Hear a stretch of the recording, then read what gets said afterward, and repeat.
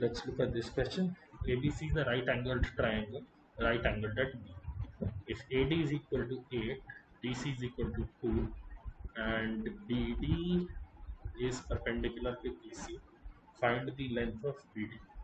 Okay, so stuff that I can see is this is A, this is B, this will also be B, this will also be A.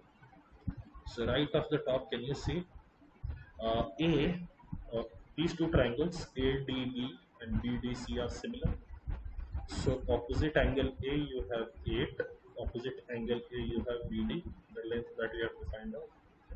Here opposite angle B you have BD, and opposite angle B you have 2, or BD square is equal to 16, or BD is equal to 4. Therefore the answer to this question is option A, 4 centimeters.